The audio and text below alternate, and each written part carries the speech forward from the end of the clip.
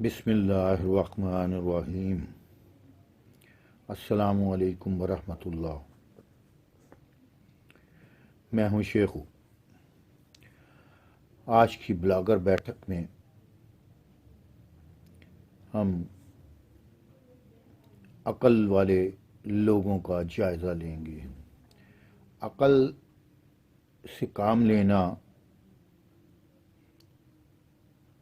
और चीज़ है, अक्ल परस्ती और चीज़ है। आजकल अक्ल परस्ती बहुत आम हो गई है पहले की निस्बत। उसके बारे में देखेंगे, यानी कि उसका पस मंज़र जानते हैं।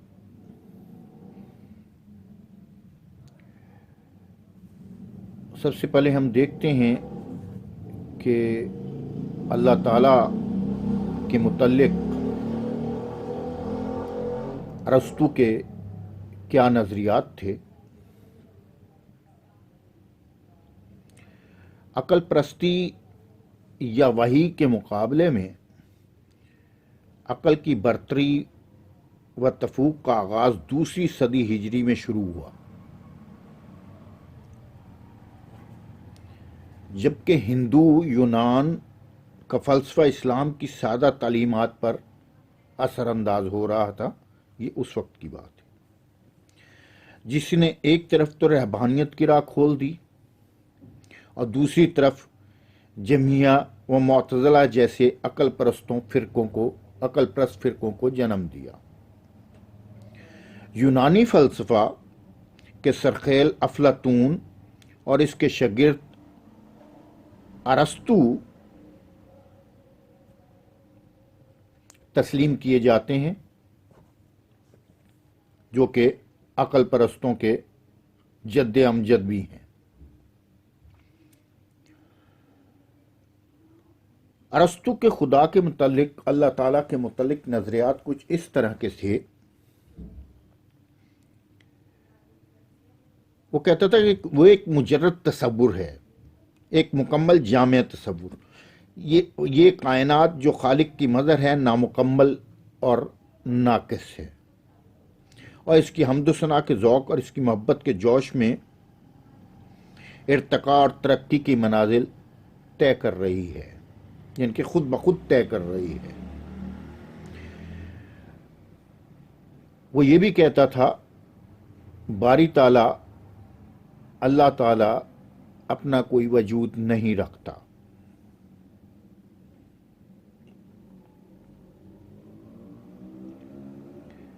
यानी कि बारी ताला अल्लाह ताला अपना को मादी वजूद नहीं रखता, बल्कि वो इल्लत तो अलल या बुनियादी इल्लत है। इससे कायनात में हरकत और नमू पैदा हुई। बिलअफ़ाज़ दीगर कायनात के रंगारंग मज़ाहिर और इसकी हरकत के पीछे एक ऐसा तसव्वुर कार फरमा है जो कदीम कायम बिज़ात और सरासर नेकी है। खुदा के मुजर्रद तसव्वुर के सिवाय कोई शय कदीम नहीं, बल्कि सारी अशिया हादिस हैं, इनके हादसे के तौर पर पैदा हुई हैं। अवादिस ज़माना हैं। ज़माने में जैसे कोई हादसा रौनमा हो जाए, कोई बिग बैंग जैसा, और कोई अपने आप रौनमा हो जाए,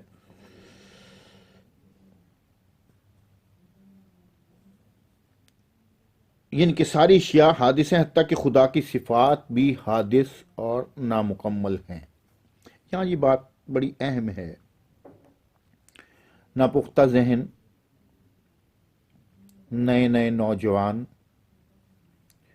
जो थोड़ा बहुत पढ़ लिख जाते हैं, अभी कच्चे ज़हन के मालिक होते हैं, वो जब सोशल मीडिया, क्योंकि इंटरनेट बहुत ज़्यादा वसी हो चुका है, एक दुनिया ग्लोबल विलेज बन चुकी है, एक इकट्ठी दुनिया सी बन चुकी है, जिसमें किसी के ख्यालात जानना अब कोई दुश्वार नहीं रहा।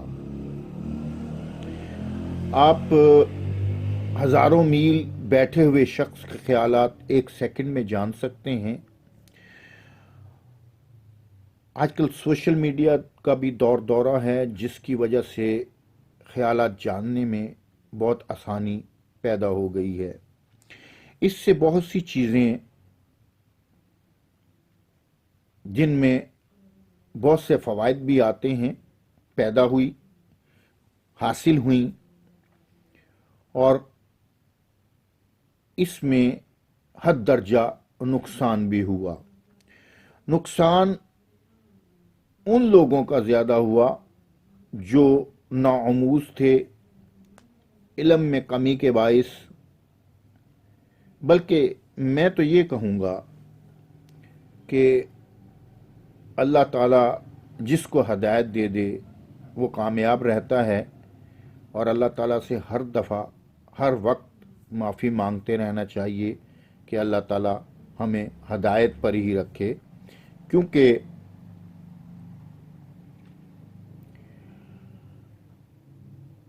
ہدایت سے ہٹنا انسان کے اپنے اعمال کے سبب ہوتا ہے۔ اللہ تعالیٰ ہمیں اچھے اعمال کرنے کی توفیق عطا فرماتا رہے اور ایمان پر زندگی دے اور ایمان پر ہی خاتمہ کرے۔ آگے چلتے ہیں۔ جیسے کہ میں نے بتایا کہ ارسطو کا جو عقیدہ تھا، جو اس کی عقل پرستی تھی، وہ کہتا تھا خدا کی صفات بھی حادث اور نامکمل ہیں، یہ ان کے حادثے کے نتیجے میں ایک پیدا ہوئیں اور نامکمل ہیں۔ ان کے متضاد خیالات تھے اس کی عقل کے مطابق۔ میں اس کو تھوڑا وضاحت سے بیان کرتا ہوں، یعنی کہ اللہ کے متعلق ارسطو کے ان تصورات کو اگر تھوڑا وضاحت سے بیان کریں تو اس کو ایسے بھی کہہ سکتے ہیں، یہ تھوڑے مشکل سے الفاظ ہیں، اس کو آپ ذرا جانیے گا۔ علت العلل یا ذات برحق مجرد تصور ہے، وہ مستقل قائم بذات برحق اور قدیم ہے، یعنی کہ یہ بھی وہ مانتا تھا، وہ جانے جاں ہے اور ساری کائنات اس کا مظہر ہے، یہ بھی مانتا تھا۔ مگر اس کی دو چیزیں یہ تھی، یعنی کہ مانتا بھی تھا، نہیں بھی مانتا تھا۔ باقی کہتا تھا کہ وہ کسی چیز میں دخل نہیں دے سکتا۔ متضاد خیالات تھے اس کے۔ وہ ان سب صفات سے عاری ہے جس کی نسبت انسان کی طرف کی جاتی ہے۔ دیکھیں نا، اس کا ایک عقلی وہ بات جو کر رہا ہے کہ اللہ تعالیٰ سب صفات سے عاری ہے جس کی نسبت وہ انسان کی طرف سے کی جاتی ہے، کیونکہ وہ صفات حادث ہوتی ہیں اور ذات حق قدیم ہے۔ متضاد ذہن کیا تصور، جیسے آپ دیکھیں کسی بحث مباحثہ میں، خصوصاً سوشل میڈیا پر بہت سے بحث مباحث چلتے ہیں اس ذات پر، یعنی کہ گروپس وغیرہ میں، پیجز وغیرہ میں، اور ویسے بھی تو آئیں بائیں شائیں کوئی دلیل نہیں ہے، بد تہذیبی، بدتمیزی، اللہ پاک کی شان میں گستاخی، حضور صلی اللہ علیہ وسلم کی شان میں گستاخی، اور اس کے علاوہ اور کوئی چیز ان کے پاس نہیں ہے۔ وہ جان بوجھ کر ایک عام بندے کو، عام نیک انسان کو، عام مولوی کو غصہ دلانا اور اس کی تضحیک کرنا، اس کا مذاق اڑانا بھی ان کے وتیرہ میں شامل ہے۔ بہرحال ہماری دعا ہے اللہ انہیں نیک ہدایت دے۔ میں اس موضوع کو صرف بحث کے لیے نہیں، آپ کے جاننے کے لیے، علم کے لیے اس کو میں نے شروع کیا ہے اور آپ کے لیے پیش کر رہا ہوں۔ وہ یہ بھی کہتا تھا ذات باری نے دنیا کو پیدا کیا، اسے حرکت دی، اس بنا پر وہ پوری کائنات اور اس حرکت کی بنیادی علت ہے۔ کہتا تھا ساری کائنات اس کی حمد و ثنا میں منہک ہو کر، اس کی محبت سے سرشار ہو کر ترقی کے منازل طے کر رہی ہے، لیکن یہ ارتقاء اسے کبھی کبھی بالغ تارا کی طرح کامل نہیں بنا سکتا، کیونکہ کائنات عادی وجود سے آزاد نہیں ہو سکتی، مذہب، تجدید مذہب، یہ بات جو ہے، اچھا ہم چلتے ہیں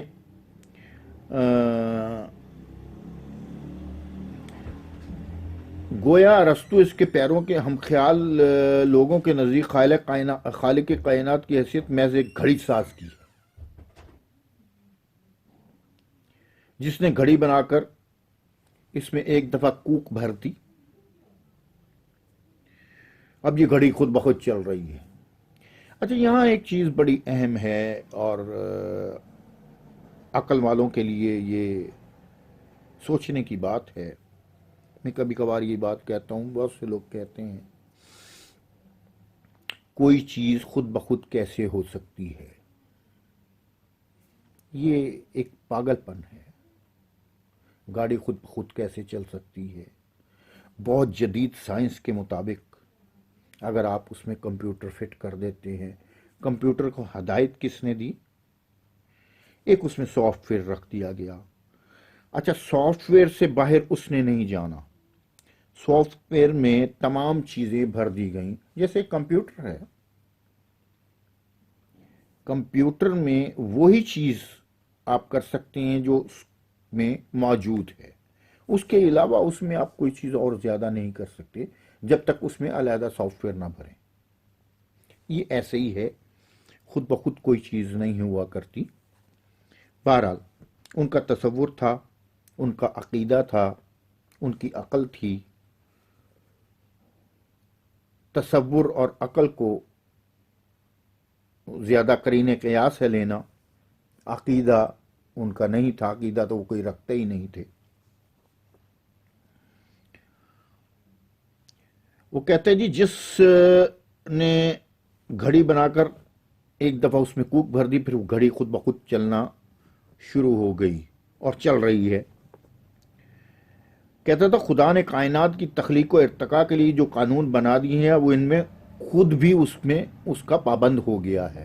استغفر اللہ، یہ اس کا کہنا تھا، اس عقل پرست کا، ارسطو کا۔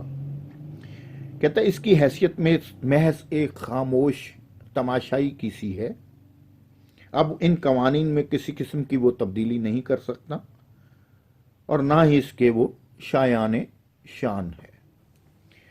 یہ عقیدہ، پہلے وہ بالکل اس چیز کو مانتا نہیں تھا، بعد میں اس نے یہ عقیدہ تھوڑا چینج کیا تھا۔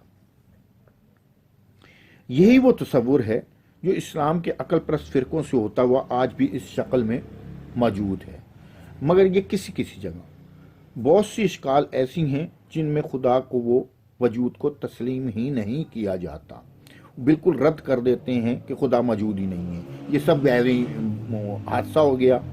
کچھ دوران کے نظریے کے مطابق بات کرتے ہیں، کچھ بگ بینگ کے نظریے کے مطابق بات کرتے ہیں، کچھ ایویں اللہ تلے مارے جاتے ہیں جن کو عقل شعور اللہ نے نہیں دیا، وہ جو جی چاہیں کہیں کہتے رہیں، مگر عقلی دلیلیں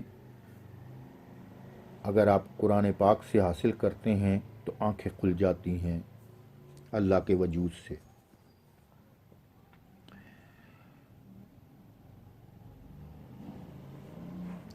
اس کے بعد خلیفہ ایک آئے، ہشام بن عبد الملک، یہ کوئی 125 ہجری، 105 اور 125 ہجری کے درمیان کا واقعہ ہے۔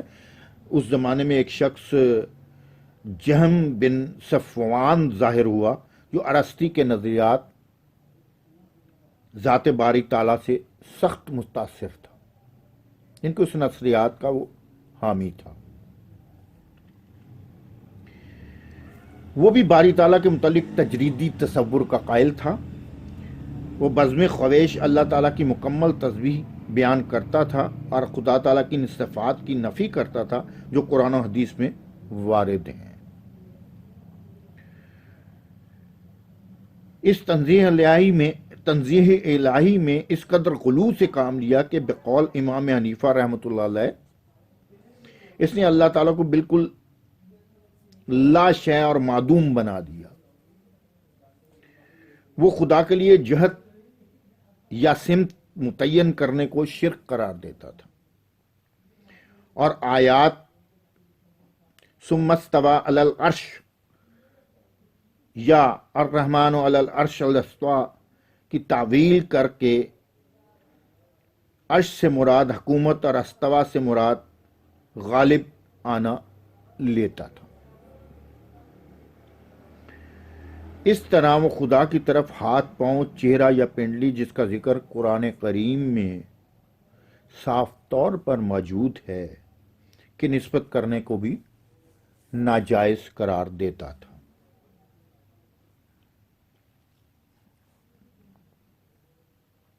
لہذا ایسی آیات کو بھی اس نے فلسفیانہ موشگافیوں کی بھینٹ چڑھا دیا۔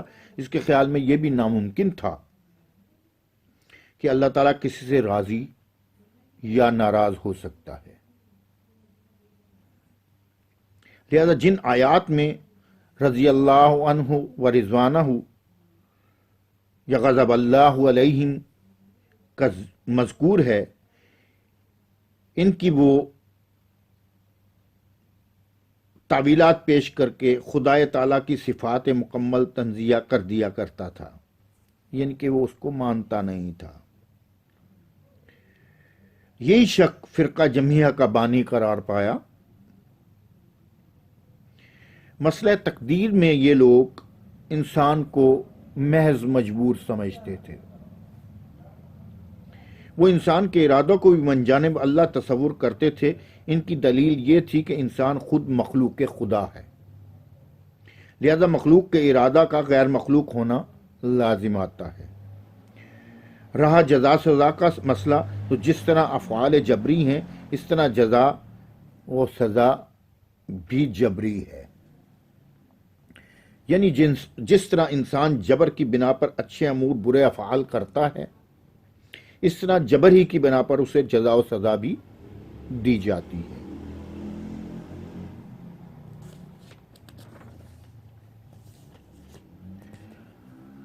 اگلا جو ہے اس کی بحث ہے معتزلین اور ان کے عقائد کے بارے میں۔ اس کے بارے میں پھر وقت ملا تو اس پر ضرور میں روشنی ڈالوں گا، کیونکہ ویڈیو بہت لمبی ہو جاتی ہے اور لوگ سننا اتنی لمبی ویڈیو پسند نہیں کرتے۔ تو آج کے لیے اتنا ہی، اب اجازت چاہتا ہوں، دعاؤں میں یاد رکھیے گا۔ اللہ حافظ۔